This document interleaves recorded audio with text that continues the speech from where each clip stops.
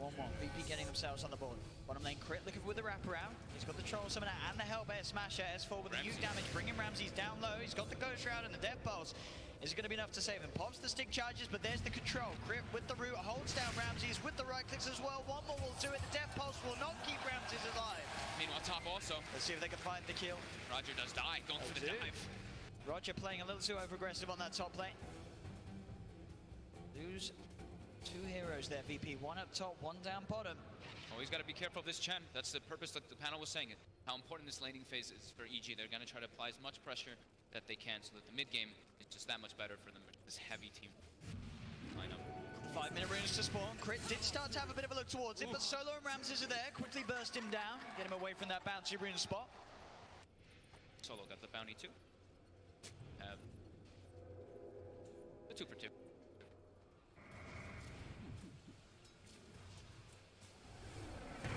Definitely the biggest worry at the moment for EG is going to be the item timings on No One's Tiny, because you look at EG's lineup, as soon as there's sort of a blink dagger on No One, he can pretty much burst any of these heroes on EG's lineup. They're all very squishy. Yeah, the purpose though of EG's lineup is they're going to try to group up with a bunch of them, right? And they're going to be trying to use that global to back.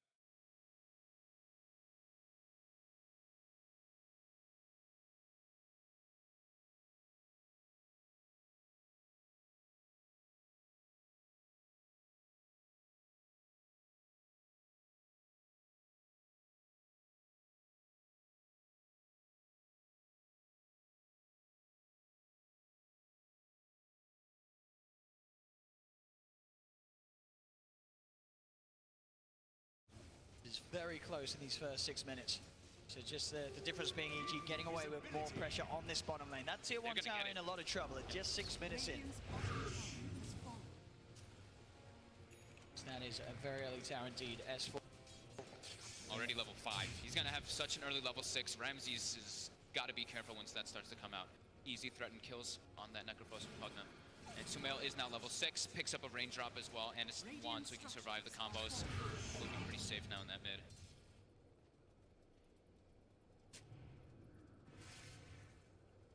Crit dropping a ward down, so they're pretty deep on that. Won't quite be able to get to him. They do look towards Ramses. See if they can do it. They don't have control. They've got a good amount of burst with the Satire and Tormentor, but Solo's there with the backup, slows down the 2 of them. Ramses pops the Ghost Shroud and the quick heal. It will be fine. As Crit, as I say, this time around didn't have any sort of control in his army. TZ's full free farming up top.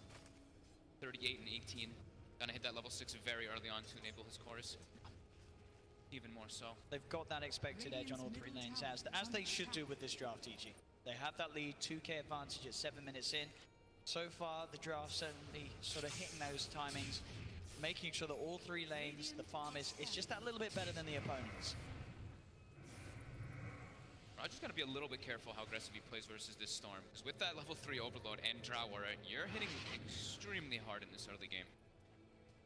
And you can kind of play around the disables. You know, we did talk about how VP, they have a lot of disables, but some of them can be pretty inconsistent versus a Storm Spirit unless there's an initial setup from either an Avalanche or a Frostbite. Or I guess a Reaper side. But the other ones, it's like an Arrow, a Stomp. These can be a little bit tougher to actually land onto a Storm as. See VP, they want to try to punish down here. They do have Crit. Caught out by the Astral Stock. Solo moving in close, does still have that Frostbite ready to go. Looking for a bit of body blocks though to buy time for Ramses to come in and help with the kill attempt. Sumail's going to be there with the backup. They do lose Crit, but now Sumail with the counterplay finds Solo. S4 with the life drain forces Ramses to back up. Still some mana in the tank for Sumail as he's playing around with Roger. Roger has the stop, but Sumail keeps his distance. Flies coming from the side with the Arcane Curse as Roger will fall as well. EG get to an S4, looking to Crepify and the south. Is able to walk his way back to safety. No one couldn't find a kill in return.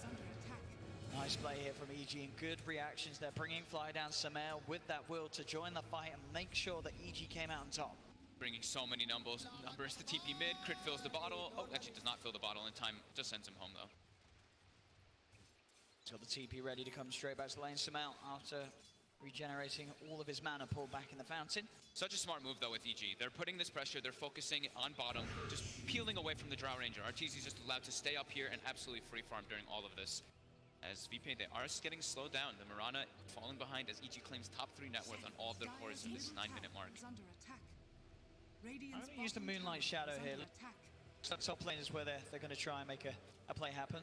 that ward was down. So EG well aware. You can see already RTZ right back in the trees behind that tier 1 town, making sure not to get caught out by any surprise movement. Very prepared for it. Still leading the top of the net worth, RTZ. He's certainly turning a and as strong as ever style in terms of securing that lane, playing the lane perfectly. Already a 2K advantage for them. 10 minutes. Very good start from them, already getting a tower as well when they've got this Drow lineup. We have the 10-minute rune spawning. We see EG already setting up to go for those since they've done very well in this laning phase. Sumail with the bottle. He's not really in position to claim any of these. They're starting to make their way down bottom with the smoke. But Crit with the creeps. Oh, S4. We'll do this for a blast onto Ramses. You're going to see slow the two of them down. No one with the wraparound. Roger top. Does find the avalanche. Onto Crit. Pasha gets the arrow onto Fly. Crit get taken out by the tree throw. They've got Fly as well. Caught out by the stun. They pick themselves up 2 VP.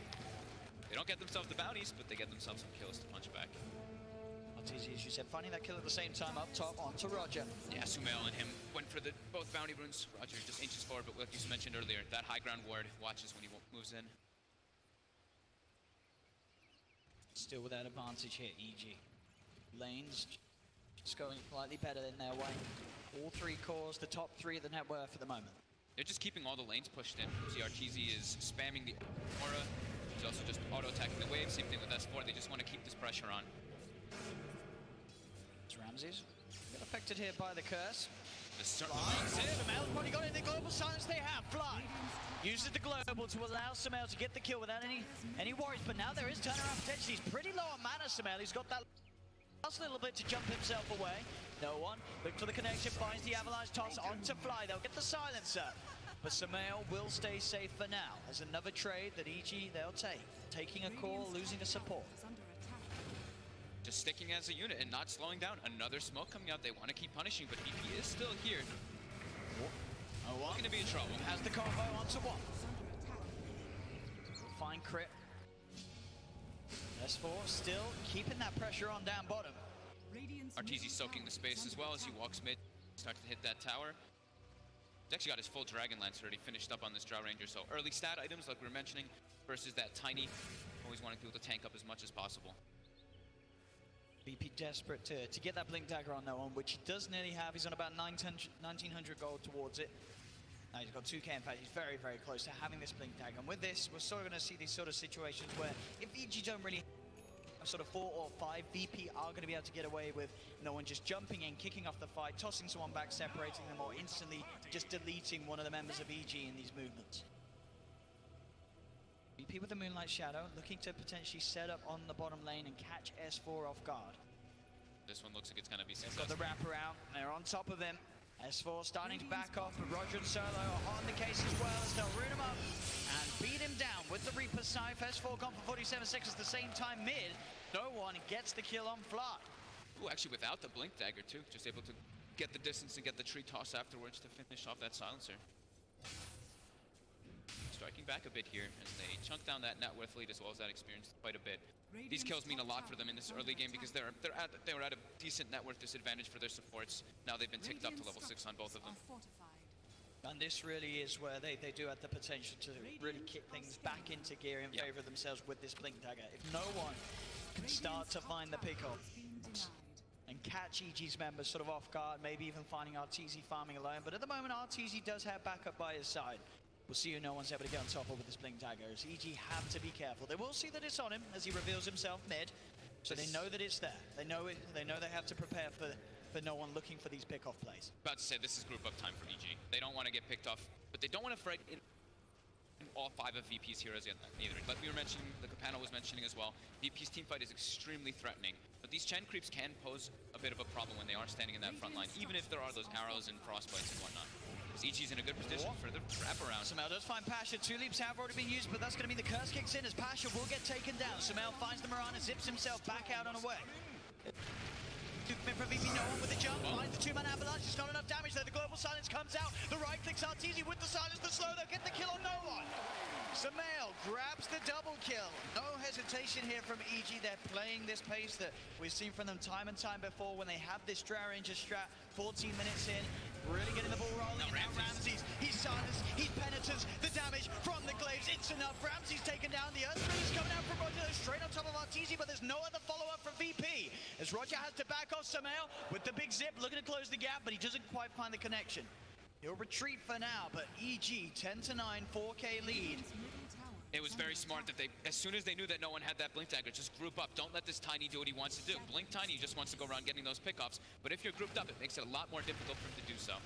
Oh, no one jumps in there into the back of the gets pretty much a three-man avalanche. They have the stop as well, and the CM moment's going to get cancelled straight away. Samael on top of Solo, finds the Crystal Main, and no one looks towards Chris. Tree throw, finishes off the kill. They lose flight to it. VP have found two. Arteezy trying to get the right. No one passes in with the start with the burst for S4.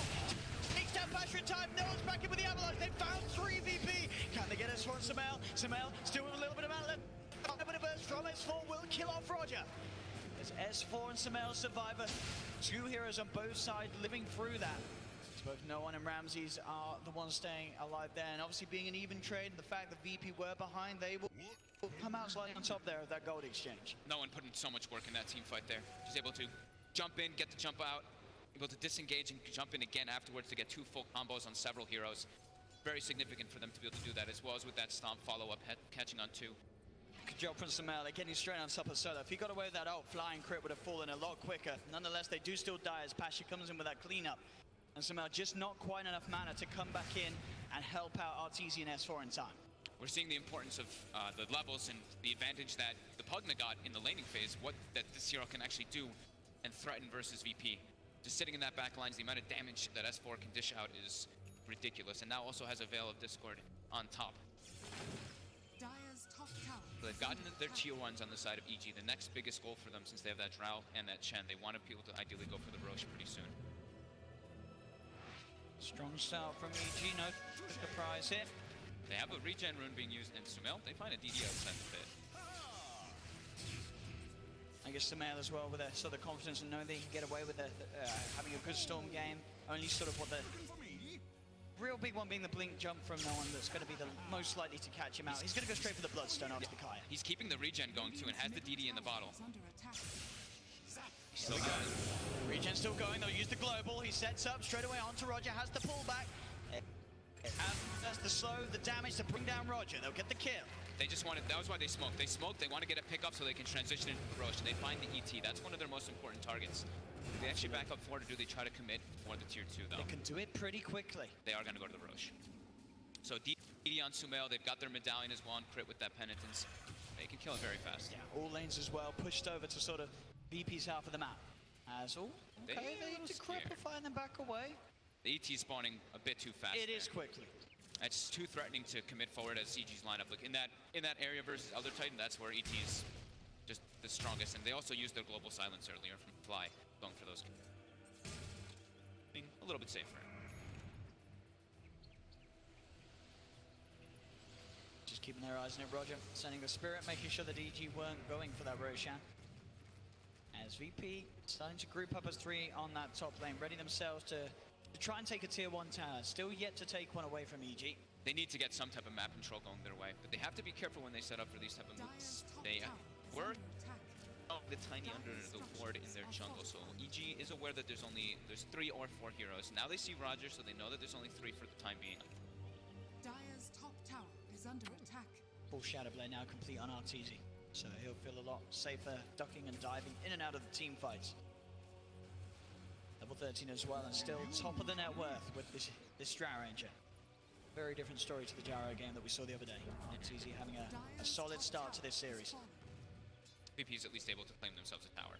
Very important for them to at least get one going, so they can get some deeper vision down to watch EG's moves. Tower is under attack. The smoke from VP.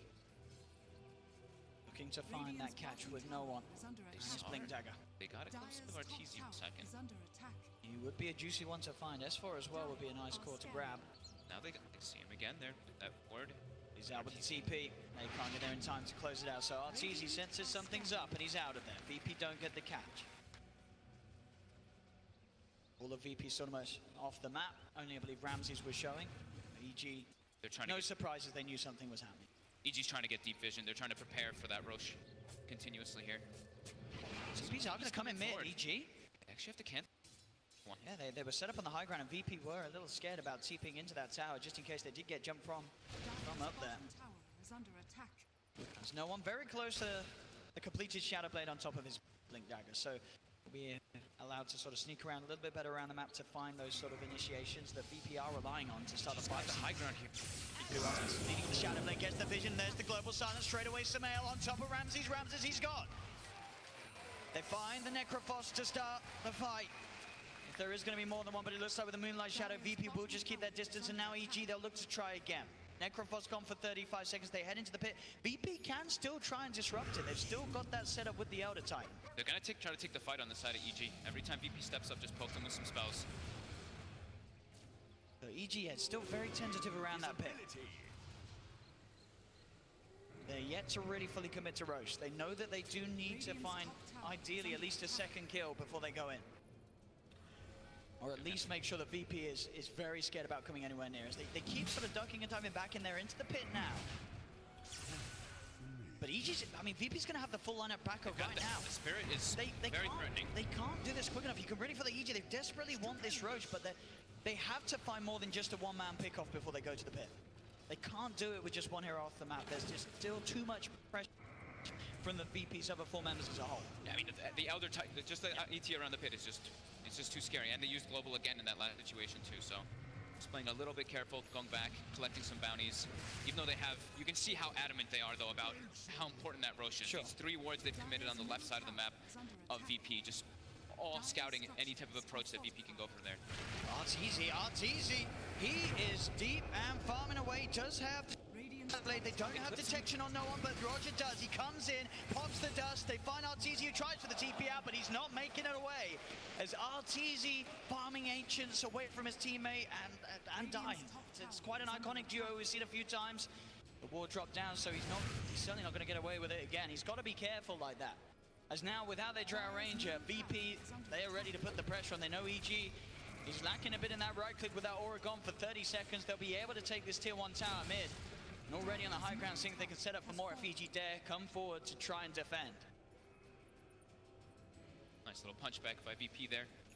Finding Arteezy in that spot, like you said, we see it happen in those Ancients. Yeah, we do see it happen quite a bit.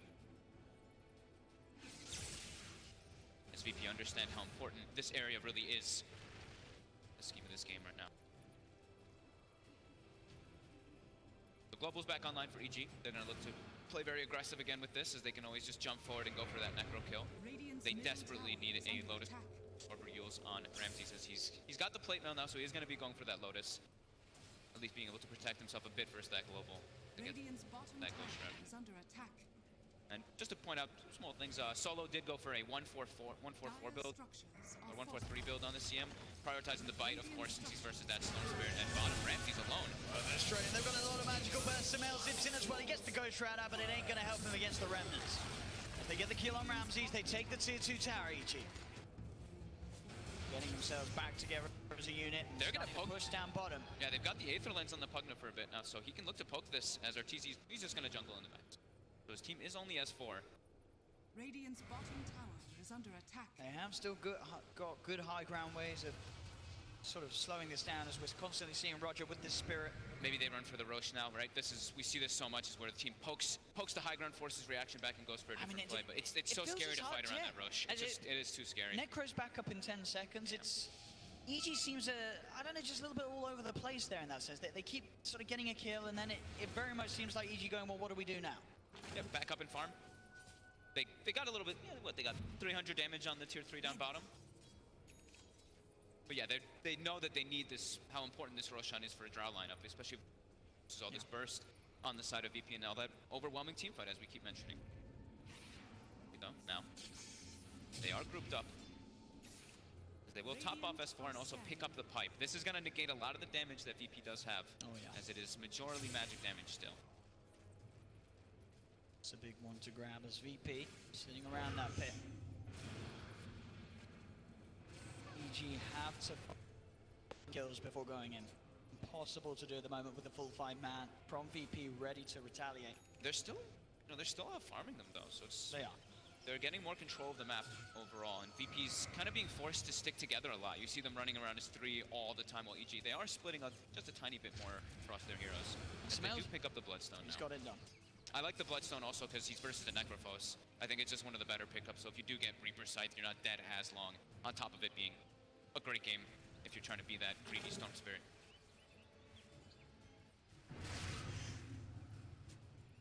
See VP still all huddled together.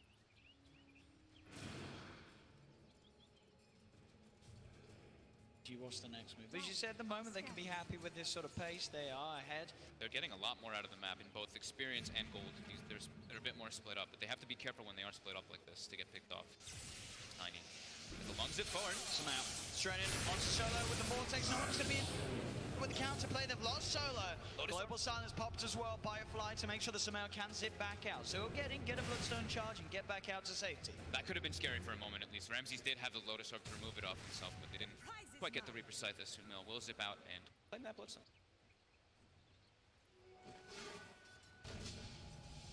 Global is dead now. Again, just a CM kill is not enough for sort of the chance to go to Roshan. To get something else, CG. They're keeping the lanes pushed in though constantly. They're not using precision aura all the time though. Arteezy is holding on to it as he is going for a BKB next versus, as you said, all that magic damage on VP.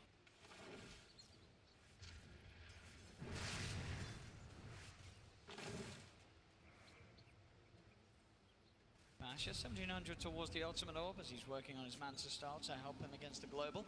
EG's just constantly pushing all the waves into them. So it makes it a lot harder when you have all your waves pushed in. If you're looking to set up for any type of ganks with something like a Tiny or with something like a Moonlight Shadow, it makes it a bit more obvious if your lanes are all going on your side. So now we do see Precision Aura used. And we also saw Crit constantly split pushing with this. Look at this time, Moonlight Shadow gang's gonna catch S4 off guard. They're immediately on top of the Pugna and he's gone for 80 seconds. Gives them a lot of time now to push out these lanes. They do have to be careful of that Storm Spirit though, getting the pickoffs when they do get the lanes out of their side. But they are pretty trapped on their side. It's every single one pushing in. Well, that CORSAIR done on no one. Actually looking for play. No one's just going in here. Pasha's dealing a little bit more with pushing out this lane, but bottom lane is heavily pushed, top as well.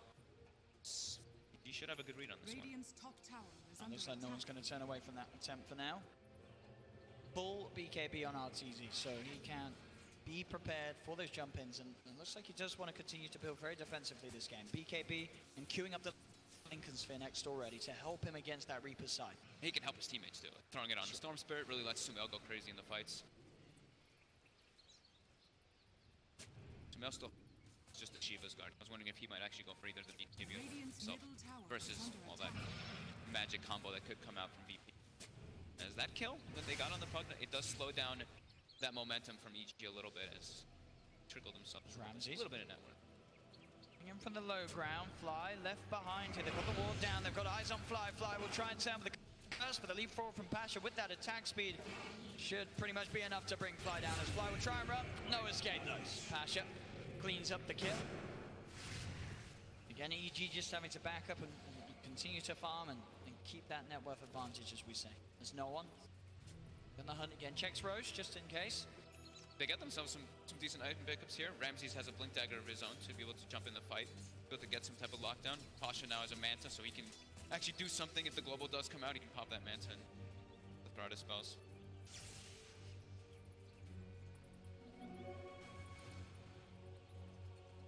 Ramses ready to fight. 5 seconds. Reaper Scythe back there. Moonlight Shadow used immediately in order to try and set something up with this Reapers. Sumail up top, quickly cleaning out the top lane, pushing that wave in, or TPing back to base in preparation for some sort of a play like the one VP's looking for here. There's EG there on the high ground. They use the Precision Aura too to push out the waves. Sumail's going to show himself. No one tries to go for the avalanche. Global comes out, but immediately blink out from Tiny is there. Sumail zips forward. He's got himself on top of Solo, looking for the quick and easy Bloodstone charge, and he'll get it. Solo taken down. Sumail zipping forward for more, but no one's back under the cover of the Invis. He can walk himself away. Arteezy, maybe seeing if he can find the catch onto someone. There's no one, comes back across. They don't see each other though, neither, with detection on one another. No sentries around this area as well, but now the Invis will wear out. Arteezy looks towards no one, starts to hit away. Sumail zips across, and Arteezy there, able to sort of predict where the Tiny would be, following sort of the movements, even though he could not see him under the Shadow Blade, and it sets up a big kill for Sumail to get involved in. S4 and Sumail, look, they want to go for the Rosh. Arteezy wants to try to keep pressuring the lanes and go for a tower at the same time here. He used the Precision Aura before to push, but now they will back up. They will be going for that Rosh with all of those. And this is pretty much the best shot that they found to get it here. They've got that board down. They have sort of the waves pushed out. With the Tiny gone, there's a fair bit of damage that the VP don't quite have to get those sort of instant burst kills. And as you can see, VP, they'll send an Astral Spirit over, but the rest of the team will not be able to do anything about this as EG claim themselves the Aegis onto Sumail. After how long of being positioned around there, over 10, 12 minutes, is really showing how important it really is for their lineup. They finally get the pickup they're looking for as one gets caught out in that river. 30-minute mark coming around. We have those bounties spawning out. As Ramsey's very close to having the BKB complete. 3.8k gold. They'll nearly have it. This is actually a pretty good moment here for EG2, is they've got their Precision Aura up, they've got level 18 on the Drow Ranger, and this is the 30-minute mark, so beloved, and I said this last year, but yeah, double catapult waves, they do start coming out. And they've got that Spirit Vessel finished on crit as well, so they have that sustain to sort of keep themselves healed on the back of a push. So then Crypt already building together the army to put the pressure onto this tier 2 tower top. VP is just having such a tough time dealing with these global silences, because every single time they are trying to take a fight, the globals back up because they're having trouble just pushing their lanes out and looking for these pickoffs, because of the way EG's just constantly forcing the lanes in with the Precision Aura, with the Chen creeps. They just can't find the position for them to take an advantageous fight. More and more towers being taken. 10k lead now for EG. In a very good position with this Drow Ranger strat at the moment. 30 minutes in, we have seen some pretty hefty turnarounds in game. So VP certainly still not out of this one. They have that combo, they have that high ground sort of defense when it comes to sort of uphill pushes from EG. And we'll see how EG are able to overcome it. They're getting close to the Orchid on Sumail, and at that point, they will be able to play aggressive, sort of Sumail zipping straight in, looking for those backline kills to break apart VP one by one before the rest of his team comes in for the push. Yeah, the hard thing for VP is, maybe the best way they can take the fights is if they're somehow able to scout this silencer with like Roger's Astral Spirit, so they can finally kill him before the global comes out. But Flies has been sitting in the back, and we do see that win probability all the way up to 75% right now for EG, as they have dominant map control. Up they go, Sumail, trying to zip toward Pasha. Pasha gets the Moonlight Shadow out, and Lindstream to style off the penitence with the leaves. Will be able to keep himself by the point. No one actually looks to reinitiate. Jumps in, Arteezy bots the BKB, 5 with the global silence. They look towards Ramses. Ramses has the BKB, still taking quite a lot of damage from the right click. Sumail zips down, he's low on mana. They get the Echo Stomp on him with Starfall. They'll kill him once. Aegis taken out of the hands of Sumail. That's the only loss so far in this team fight. Just the Aegis being lost here. No one going down on the side. GG will back up a little bit there. Without that Aegis, they do have that Orchid now out on Sumail's Storm Spirit. We see the threat though, even at a 10k disadvantage, the amount of damage that VP really can dish out. With that Astral Spirit thrown on somebody, their magic damage gets amplified that much more. And the Necrophos Ramses with that BKB reveal shows that he can survive that Lotus Sword. And no one trying to get in position here. He gets eyes on anyone they do have. They caught a glimpse. Down mid. They caught a glimpse of Arteezy for a second with that sentry they have in mid. Sly. Show that he sees them, pops the curse down onto Ramses. No one's going to jump in immediately, but the curse comes out from Arteezy. They'll look to kite him up. They've got the slow ones, and no one's trying to TP out with the right clicks. It's too much. No one's gone. Sumail do lose Sumail in return. The 3% comes down. Sumail will go down. He's dead. Only for 15 seconds, though, as EG still able to take over the fight. Beating down on Solo. Roger's got to split off to the side. S4 still trying to chase down Ramses. Ramses has the BKB. Pops it. Turns towards S4. Arteezy comes out of the Shadow Blade. A few right clicks. Can it bring Ramses down? The arrow. The arrow. It connects. Pasha. Look for the control. The stop. Coming out from Roger the side. The splitter as well. It's out of the Sumail. In with the zip. Gets the double kill. Looks to one. Roger finds the triple kill. At a time where it looked like VP were maybe just about able to set up a turnaround, Sumail comes pulling in and secures the 3 kills they needed to keep PG afloat in this team fight. He did the math, you know, just zipping from almost maximum distance with his mana that he possibly could. 4,600 damage coming in from that. Sumail on his Storm Spirit, the signature, the classic hero, and now here we have it onto the high ground. EG beating down onto the mid set of racks. Sumail 11-1-7 this game. 24-17 lead, 14k advantage for EG. They don't get the racks. At least not yet. They're back in again. Notification comes out from VP. They will have the full team up to attempt to defend this middle lane. But still the push is there, EG. Running S4, dropping the blast. VP will hold for now. They'll push back EG. I was trying to do the math on it too. I think Sumail actually, when he died initially to Ramsey's Necro, he didn't die to the Reaper side. He didn't die to the Reaper side. Yeah, he didn't have the longer cooldown, so that Bloodstone actually made him respawn so quick that he could zip in like that. I believe only dead for about 15 seconds before he came back in.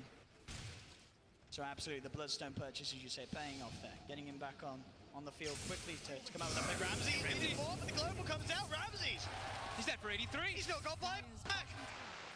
Oh, walking up into that high ground like that, Ramsey's a big mistake. I feel like they should have known that EG's ward coverage has been very strong around that area.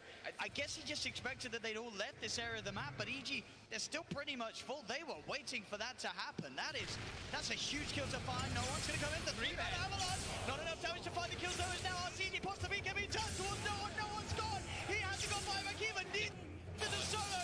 GG well played is gold. And Evil Geniuses take game 1 of this best of 3. And with quite a lead as well. Behind in this one. The Drow Strap worked out perfectly as all 3 cores played to perfection. They won all 3 lanes only slightly, but they were able to use that slight advantage to just drive this mid-game all in their favor. They played it cool, they played it collected. We saw them look towards the Roshan multiple times, but they didn't make any sort of rash moves. They could have thrown the game away if they just forced themselves into Roshan, but they kept it cool, they knew their timings, and they were able to close the game out in 35 minutes. They were incredibly patient, right? The way that they played that, they get a kill and they touch it for a second, wait, this is a bad idea. Let's back up, let's reset, let's just make sure that we keep our map advantage going. And they kept those waves pushed in constantly. They didn't allow VP to get any type of advantageous moves with numbers at all. EG was always seeming to have just a few more. Yeah, that was some of the most calculated play we've seen from EG here on the main stage, and they looked incredibly crisp indeed. Game 1 here, going the way of EG. 12-1-9 from Sumail on his Storm Spirit, absolutely performing, and of course, as we mentioned in the game, RTZ certainly stepping up his game here today, as he has a strong showing on the Drow Ranger. Thank you very much, gentlemen. What a game. I mean, I think that's the type of game we were expecting as we saw that Storm Spirit get locked in for Evil Geniuses, but now they lead 1-0 in this elimination match. A winner. I mean, is it the Sumail show, that first game? I mean, it's not only just that, it's like the whole package. The Chen was able to, you know, catch them off guard. They weren't really expecting.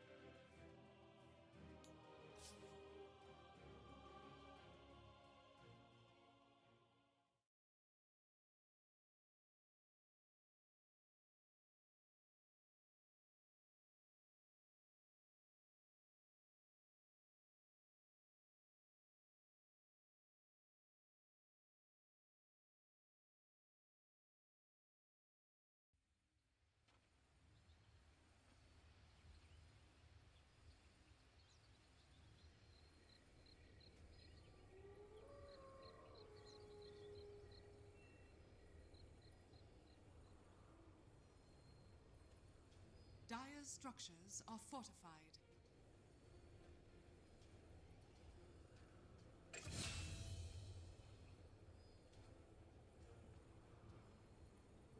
Illusion.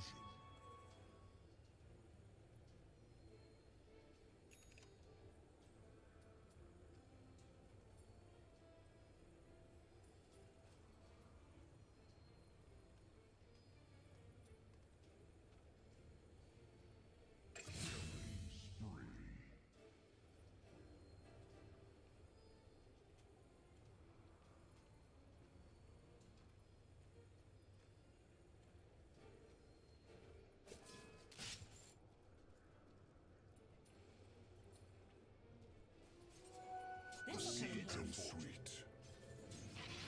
middle tower is under attack.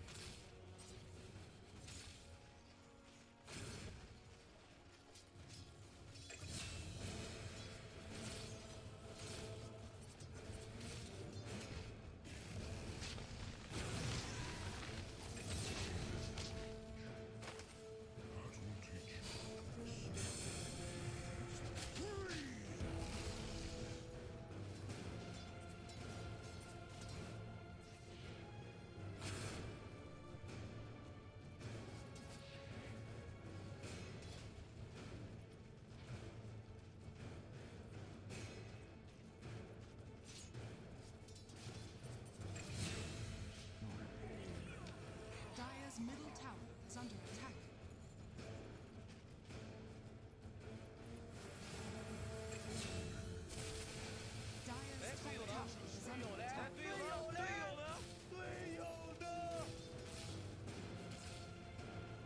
Dire's top tower is under attack. Dire's middle tower is under attack.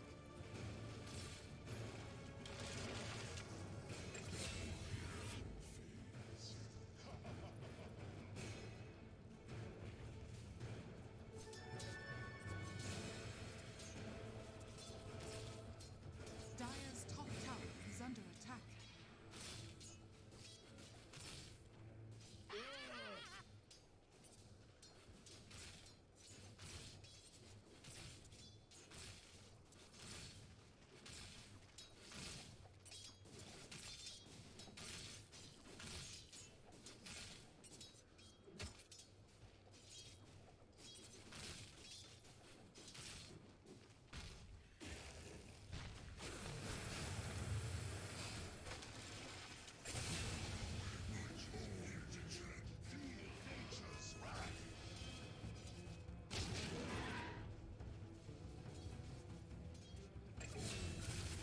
Dire's bottom tower is under attack. Dire's one.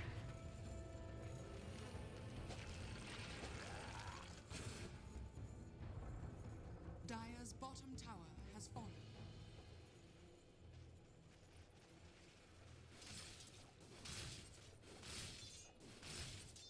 Dire's bottom tower is under attack.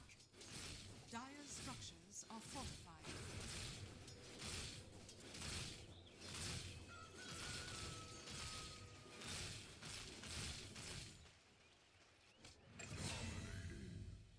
Radiant's middle tower is under attack.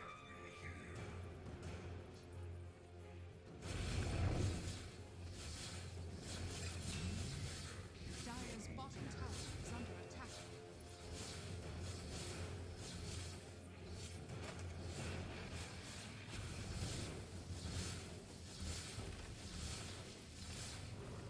Dire's bottom tower has fallen. Dire's middle tower is under attack. Dire's middle tower has fallen.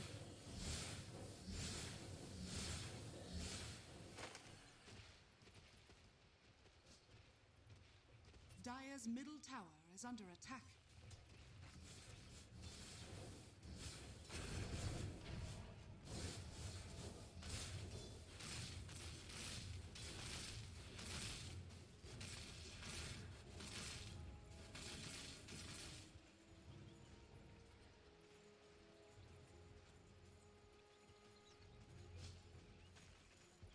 Dire's top tower is under attack.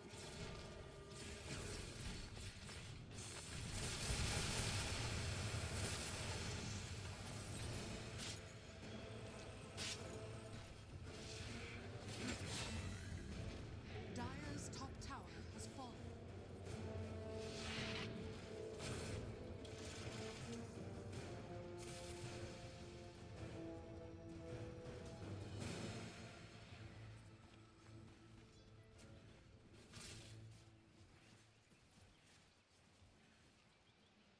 Dire's middle tower is under attack.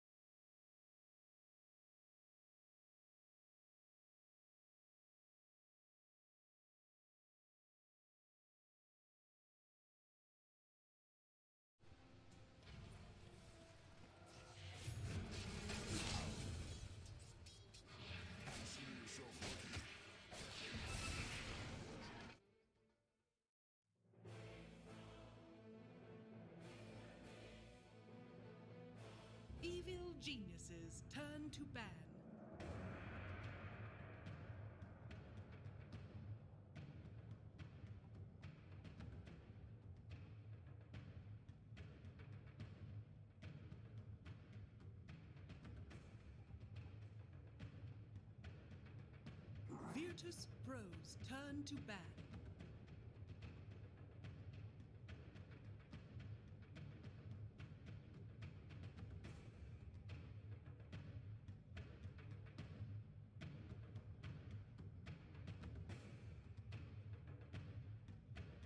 Evil Geniuses turn to ban.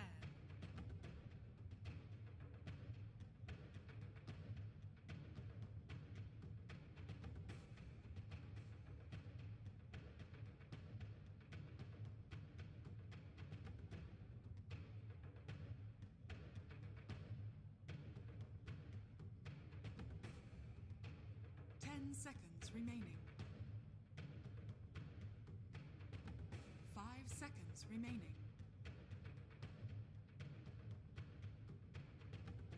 The partner with the Mirana in the Druid off lane, and those two heroes are good. But I think I like the Spirit Breaker hero game for Evil Geniuses. Oh yeah. Of course, much like Spirit Breaker. I just like that hero whenever I see the Usa. You can control him really well. I like Venom. And Mirana is a good partner with Spirit Breaker in general. Yeah, so. true. I mean, we saw Spirit Breaker do good success yesterday from Evil Genius, so find out if that's still in their pocket in this matchup.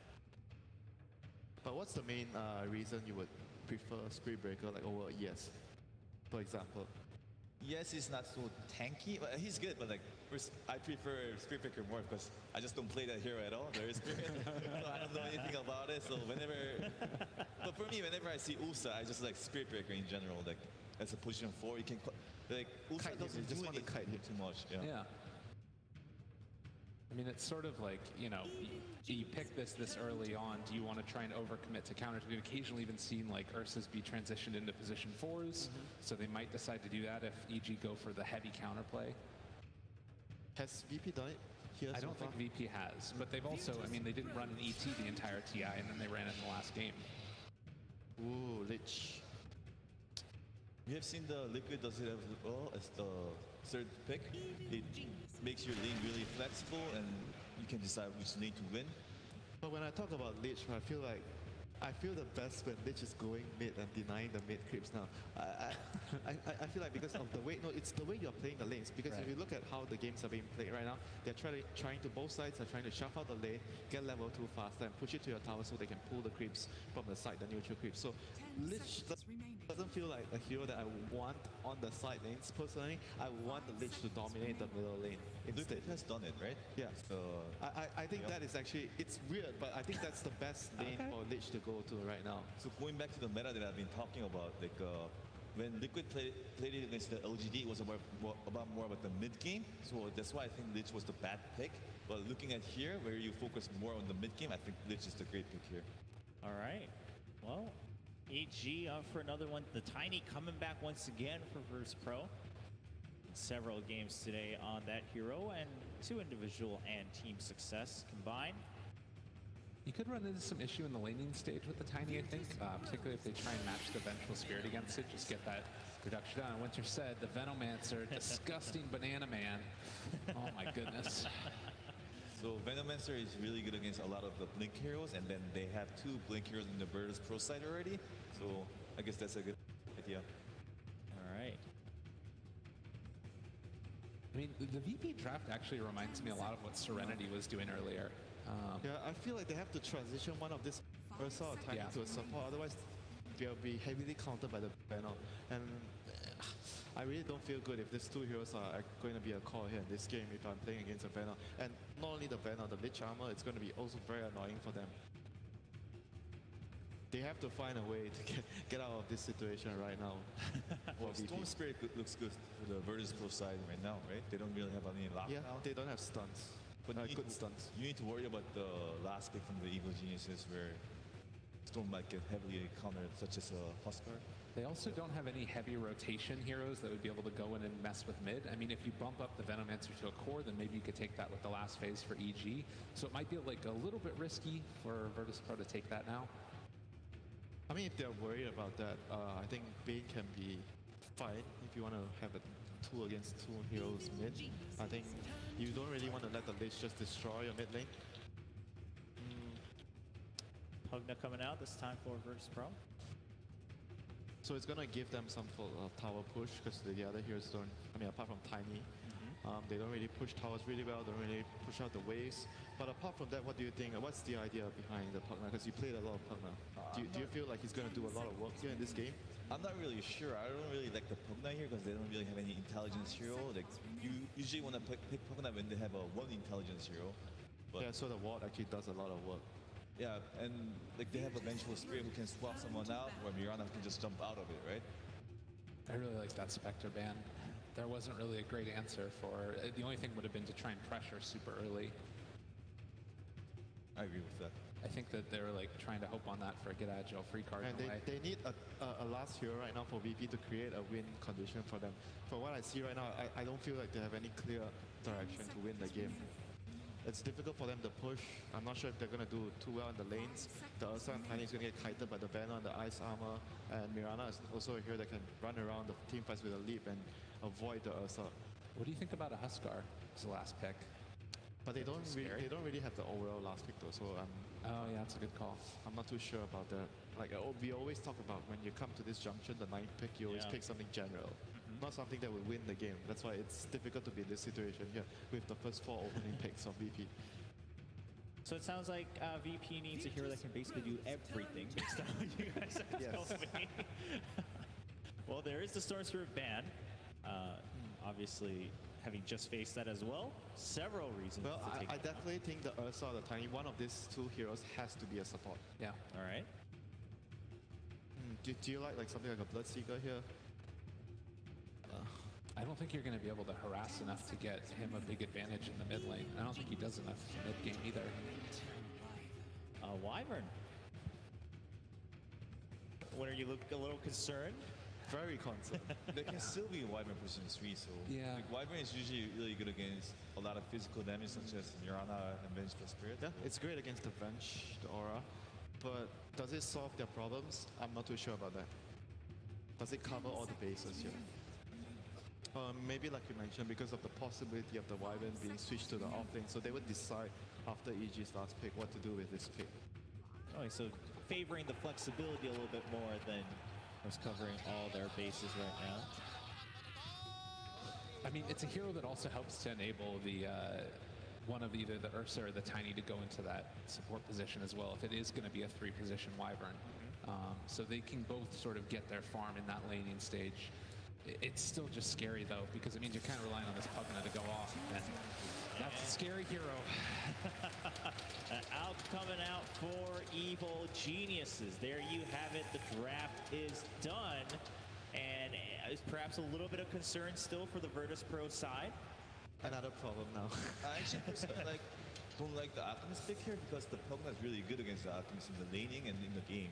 So All right, so maybe it could be seen as a win for Virtus.pro as well, that they don't need to fear it as much, you're saying. I feel that they have enough to hold off the Pugna from pressuring them too much, and the Elk will be able to farm. And maybe they would not even, the Elk wouldn't even have time to be the problem. The other heroes would be already the big problem for VP. Yeah, I mean, that was a concern here on the panel as we were going through the draft. Well, ladies and gentlemen, game 2 is about to go underway. You see the man himself walking out of the booth. It's going to be Casey with Boba. Hi, Boba. How's it going? Hi. All right, so we saw your draft there. We were very curious, especially when we saw how the draft went with the first game. How much do you structure things around Sumail's comfort level with a hero? I mean, Sumail's probably like one of his best heroes. It just looked like a good game, so and he wanted it, so just pick it for him. Usually he gets what he wants. Yeah, we figured that. Yeah. I don't think a lot of people really understand how much work goes into preparing for these as a coach. Can you give us a little bit of insight about your preparation? We usually spend a lot of time doing it. It's definitely like the groups, not as much, but these games, like all the teams have so many games, so we definitely prepare. I think all the teams here as well, like LGD, Liquid, all of them, we spend like all day kind of doing it. So, and then usually we take some rest time, but yeah, it's like hours and hours. Well, we'll see how it pays off today. Thank you so much for taking the time, and good luck to you guys. Yeah, thank you. All right, thanks. Thank you very much, Casey, and thank you, Boba, for that insight. Ladies and gentlemen, game 2 is about to go underway. Evil Geniuses leads 1-0, and to bring you the action, we have Odie Pixel and Fog. Thank you very much, Joey. Yes, game 2, and it's all about to kick off. We've got a bit of a change up in the draft that Alchemist last pick here for Sumail. The panel scene.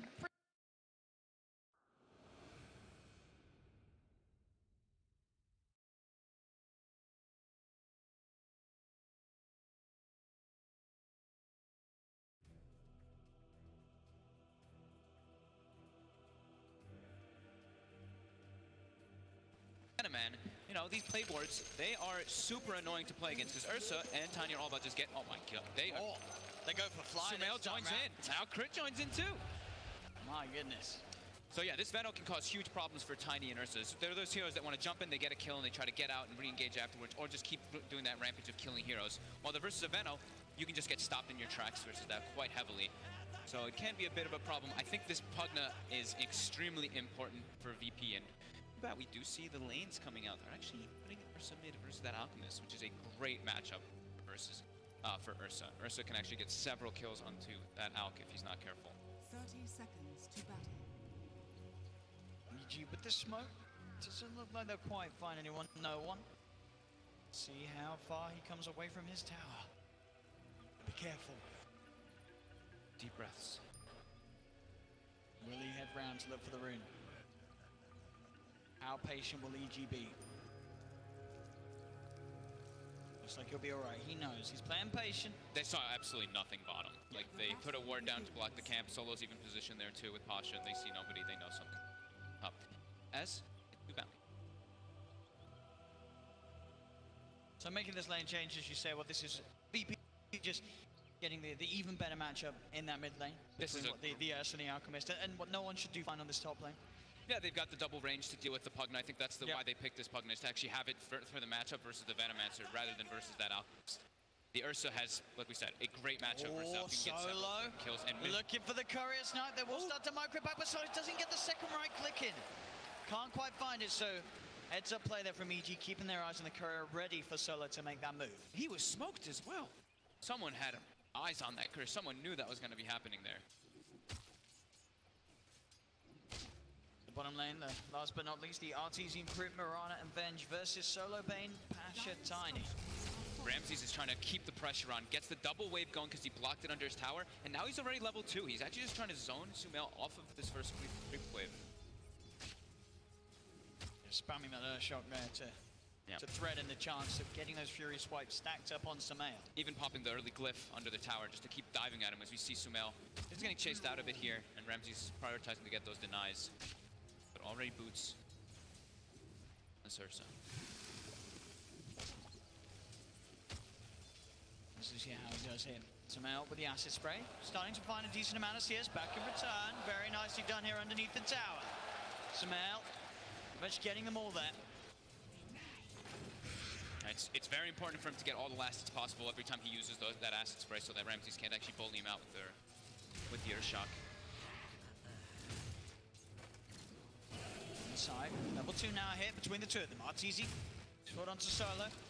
Starting to harass back the Bane top lane. A bit of an attempt onto no one. He's got the self to crepify. He is fine for now. Shove the wave out. Just still in a manageable position just outside his tower range. Roger's here. Do have the Fury Spike stacking up. Sumail goes for the concoction play, but he's going to end up going down as Roger with the Splinter. That was a very nice rotation there by Roger. He actually pulled, connected, and then just immediately started running to the mid lane to set up that gank. Straight down bottom VP for a secondary play here. They're on to Crit. Arrow connects. He's going to be able to turn around and deal with that long stun from that arrow from RTZ. Pasha. They'll pop the stick charges. Crit does fall. Pasha gets taken down in return. RTZ jumps forward and finds himself the kill. Solo is trying to chase down this Mirana. He's got a Nightmare. He does. He should be able to find this with the right clicks that he can still offer up through that Nightmare. Solo gets the double kill. But the magic missile, Wave of Terror, comes out for Crit. He's back in Solo. Has a brain sap. Will start to back himself away. Pasha with the avalanche, stunning Crit and keeping Solo safe. Solo gets away with the play. Having so many wand charges, so many stick charges because of the Wave of Terror spam. As we see, Sumail is bullied out of the lane entirely as Ramses 18-5 to the third mile. Top lane, no one did get gone upon, but I had the poison on him. Roger was able to get the deny. Bottom lane, Solo will do the classic, get himself instantly sort of healed back up and back to the lane. Only gives a very small amount of gold. Even though it says 134 each, it's actually 134 split between the entire team, so not much gold given at all. Yeah, we saw players doing that a lot as Undying in particular. During the group stages, is if it's the best thing. It's you have to do it and make sure that nobody can kill you. Because if somebody's inside that kill range, then it's absolutely not worth it. But you don't want to suicide to neutrals. The timing is not worth it. You could have just walked back to base if you do. Top lane, S4. Crepified, no one gets another blast in. S4 falling incredibly low here. Roger coming in as well from the sideline. The Splinter Blast finishes off S4. No one pops the stick charges. Another blast onto Fly with his own stick, keeping himself healed up. Will be able to take down no one. But Roger, final Splinter Blast cleans up a double. As both of the side lanes we're seeing VP supports picking up double kills. Bottom lane, Nightmare was there, just get taken off. RTZ save, crit turns with the magic missile onto Pasha. Arrow follows in as well to the right clicks to do it. RTZ's got to be careful, pounces away. Very low on that Mirana as he will be able to pop us out in the trees. This is the lane that's going the best at the moment. Being able to actually keep themselves pretty decent because they have this double ranged versus smaller range of the Bane and the Tiny. And Sumail does himself a pretty good farm inside that jungle. And again, the magic missile. The arrow to follow up. RTZ able to keep himself out of range. The avalanche, but the toss indeed means they're going to get the kill on Crit. And RTZ can't quite find Solo. The Nightmare setup's there. Get him put to position to buffer more right clicks. And RTZ does not have lead for a couple of seconds. There's the toss from Pasha. Right click from Solo. As Pasha and Solo clean up once again on the bottom left. And that's where you can put the curse in. Give them a little bit of praise. They get killed by VP. 7 for 3 now. Still very close in front. That mid lane, as expected, the Ursa. Ramsey's having the freest farmers of his life here. 5 minutes in, 31 for 14. Sumail, he has to do this. He has to go to the jungle. He cannot contest this Ursa at the moment. 1v1. It's bottom lane. Again, the setup, the missile into the arrow. Pasha, can he play his way out of this one here? He's got the toss back. RTZ won't look for him. The wave of turn on enough to bring him down as Pasha can. Keep himself alive, and indeed Solo and Roger converging from both sides of the map here to come into the jungle of Evil Geniuses. Find Sumail. Sumail has the concoction turn. Gets the stun off, and Sumail will go down. Solo. Right, Can he get out? Oh, it's gorgeous. It's absolutely beautiful here. Solo and Roger, I'll tell you what, they're going to die together. Or at least Solo will. Does Roger want to go down with me? He says, screw it. I can't live without you, as he'll let himself fall to the creeps as well. They die together. You see the build that Roger went for, too. They recognize that they can actually go for these aggressive plays if they go for something like this with the phase boots on this Winter Wyvern. Mid lane, suddenly, there's a Tiny hit. Comes in with the combo on Sumail. Sumail does have the concoction, gets out to Ramsey. Ramsey's there with the range, has the damage to find the kill. Now looks towards Fly, the tree being thrown in, but the tower is hitting onto Ramsey's. Will be able to de-aggro it onto the creep wave. But VP stepping up their play here in game 2 and making some fantastic movements, some excellent support play in these side lanes, and already with these very early rotations. Bottom lane Solo gets gone on. The magic missile into the arrow, but RTZ jumps forward with Starfall. Doesn't get the 2 hits onto Solo, so the burst isn't quite there. Solo turning around with the Nightmare. Pasha in with the combo, on top of Crit. Avalanche into the toss. Crit's gone. RTZ still trying to find Solo, but he can't quite get the right clicks in as Solo will survive. Roger again with these plays, setting up for more and more action as he catches out S4. They've got 11 kills already. They're just non-stop making this aggression on the map with the lane setup that they did. They've got it exactly what they wanted. Only a 1k advantage still, though, with that gold. As you see, the Alchemist is only... It's the power...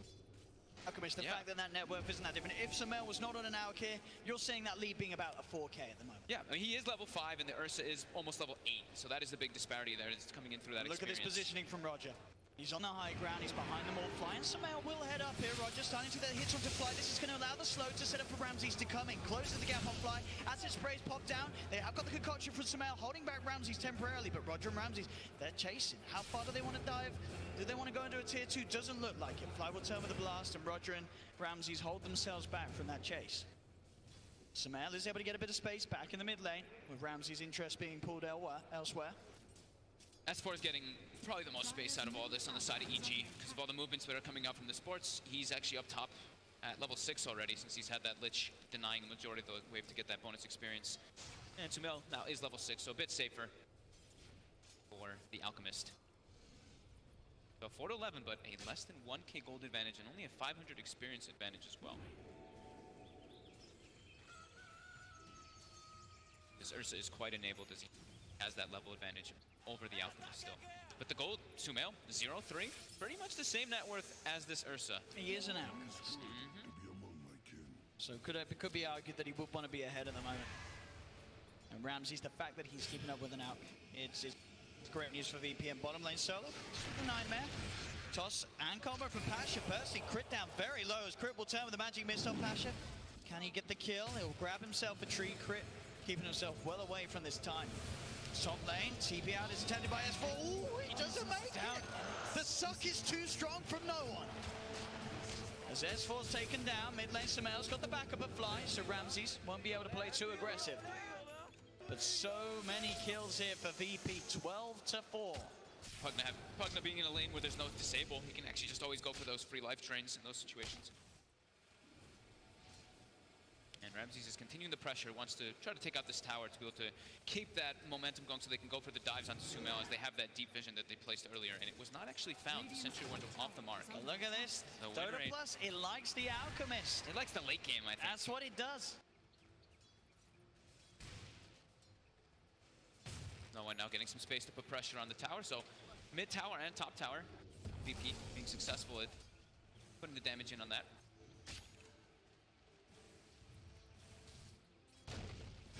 Great time in this lane. Playing incredibly chaotic and fast-paced here, but EG, as you say, they are still keeping the core. They're getting the farm on Sumail. They are losing, losing map control, not losing towers, but they're losing it in the, that they can't match the pressure of the heroes that VP has at the moment. So the bounty runes, those are coming up in the Moonlight Shadow. EG, they're looking to set up for some kills. So if they can set up onto Ramses, he's going to get magic. The arrow perfectly done by Artees. He connects onto the Ursa, Ramses is gone. The Moonlight Shadow catching him off guard. So they'll get a kill, and they claim one bounty at least, but the VP claim the other three. Sumail, though, 600 ahead of the Ursa now. That ticking time bomb. Starting that climb, 1,700 gold on towards the relic. Solo will head into the mid lane, look to pick up that experience to get him over to level 6. So he has that Fiend's Grip ready to make the aggressive plays that the team needs to do so. They do still have that ward down here, keeping tabs on Sumail.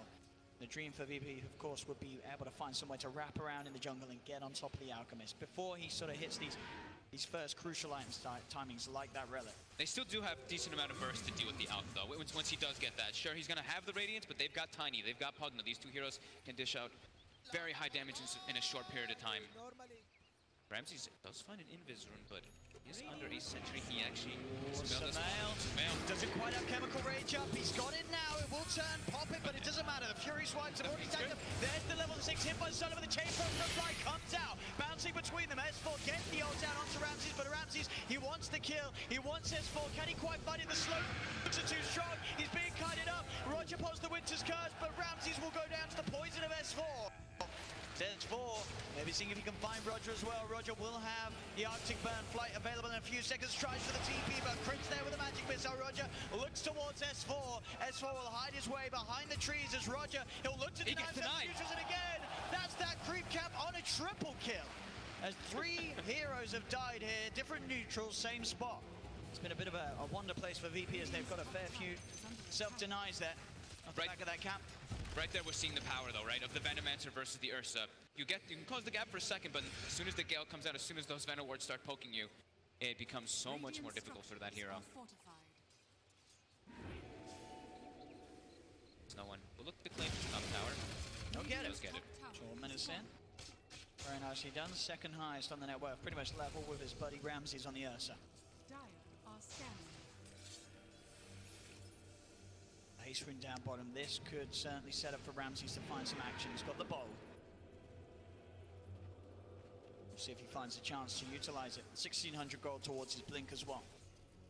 EG's not trying to make any aggressive plays now. They're just trying to play defensive, make sure that they can get this Alchemist farmed up. It's on, I'll say, the onus is on VP to make those aggressive moves. See how well they can do it. Because EG themselves, they're actually stepping up the aggression. Okay, so with Arteezy, they're going to look to make space with these 3 heroes. S4 is going to pressure one lane with the Plague Wards. The rest of them go on a hunting crew to make space for Sumail. Going to be able to find the high ground position around the back of this mid lane.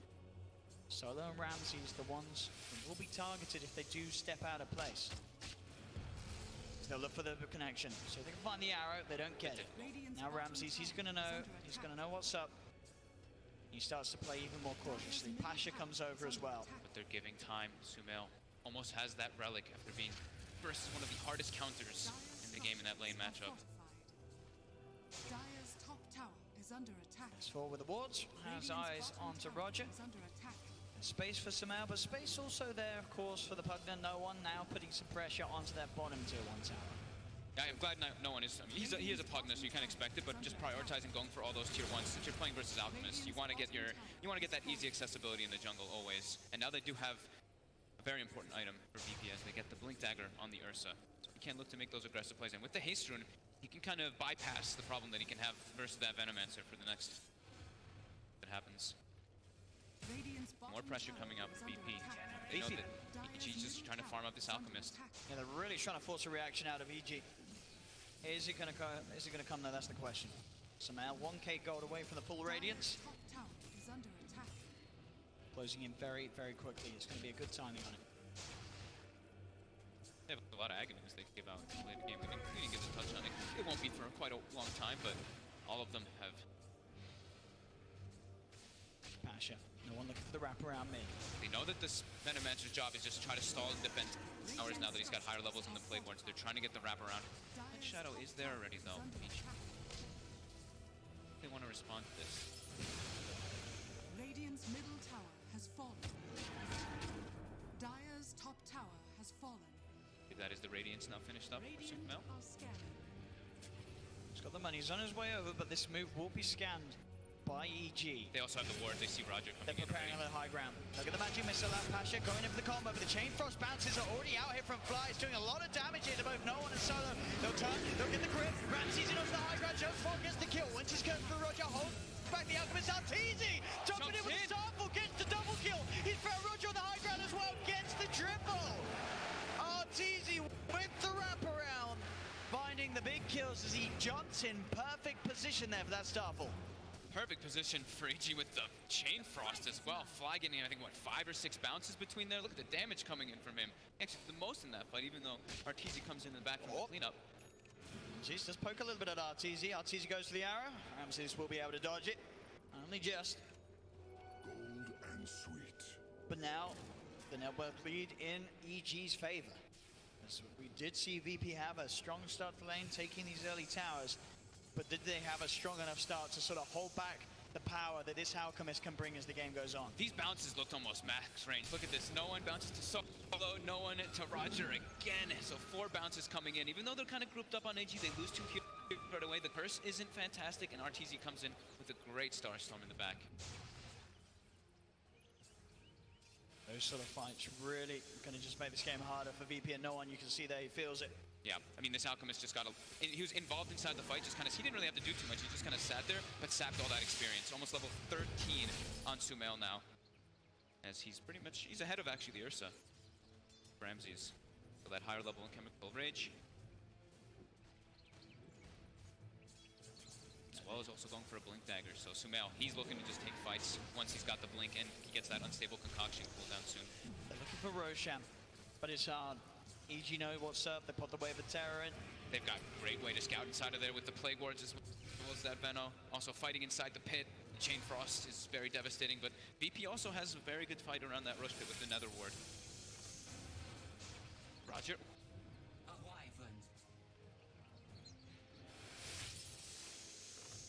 Sumail certainly an issue now. And they're even bringing him over for the fights with his Radiance. They smoke him up. It's also a bit more of an issue. It's like normally like an Alchemist, he's scary, right? But you throw Lich Armor on him, it actually makes up a lot of the problems that Alchemist does have early on. It's just the armor department. Makes him so much tankier. He's got the Blink, he's already looking to get aggressive. Ramses is straight on top of them. The concoction, the swap back, the magic missile. Ramses chain locked down. As they get the kill. That Blink Dagger, as you say, certainly catching him by surprise. Didn't expect that jump to come in, especially out of the smoke that EG led in with.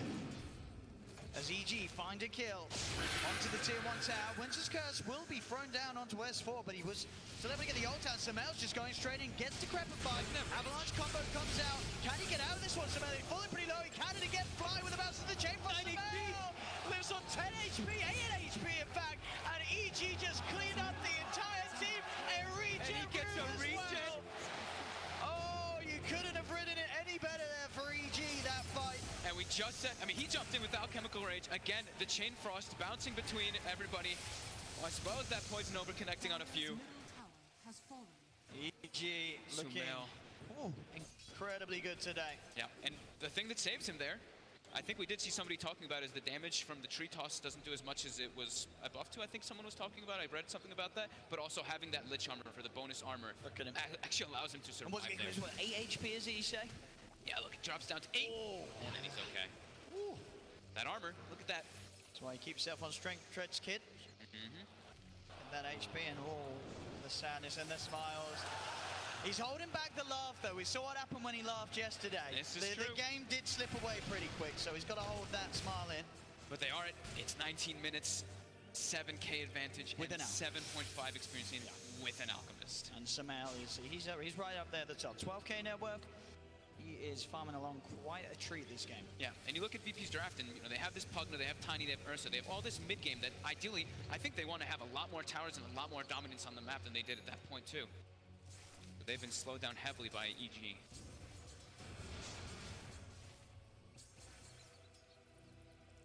Radiant's bottom tower is under attack.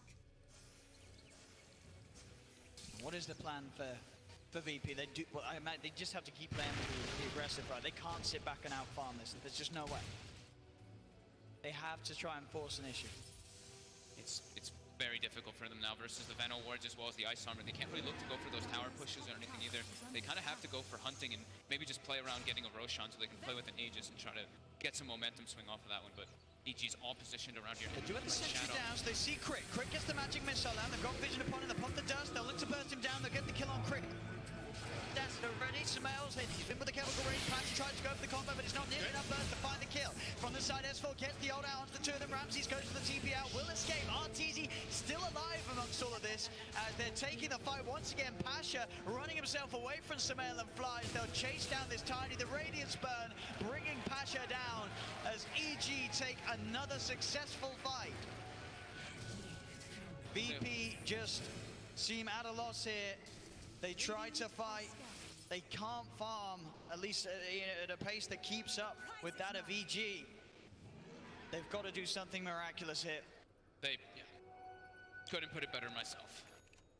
They have to pretty much get a ton of kills now off of this Ursa with this Basher. Just try to look around and get those other heroes besides the Alchemist. Try to catch Sumail when he doesn't have the Chemical Rage after. But, I mean, Sumail's got the net worth of 2 heroes right now. They don't have Fiend's Grip available. They've got a Nightmare. Okay. He has used all of his leaps, and they all mean they can set up for the kill there. Ramses and Solo find a big one.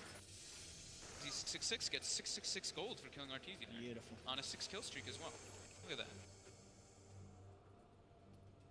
They need more of that, more of finding these big pickoffs, punishing sort of Arteezy or Sumail if they do come out alone. Sumail's going to be a lot harder though, because he's been farming a lot safer. He's got a Manta Style now as well, so he can sort of farm without putting himself in sort of harm's way. And he's got that big talent that we see. That 400 health talent at 15, so so tanky. And we see that, 93% from EG.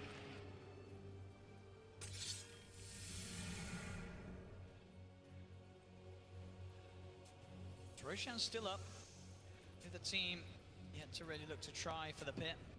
I mean, it's too hard for VP to really set up for it. If anything, they can try to sneak it, but Solo. EG's always wearing it. Oh, he tries to lead him a Sumail straight on top of him with the Blink Dagger, and Solo's gone. 11k advantage and only growing here for EG. They had a very solid performance in game 1, but game 2 so far looks to be even more just crisp, and in terms of the timings that they're hitting. The lanes, again, it looked like VP, they were doing everything that they needed to. They had that sort of favorable mid lane matchup. We had no one with the early pressure, moving around, taking tier 1 towers.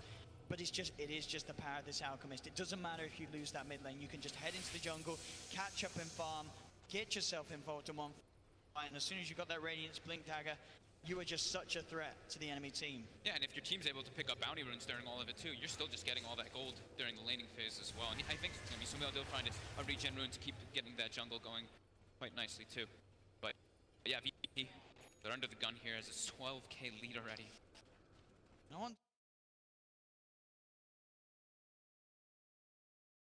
And the fight, no time to worry about the heavy amount of magical that EG are pretty much relying on, obviously, just sort of the physical output from the Venge and the Alchemist a little bit.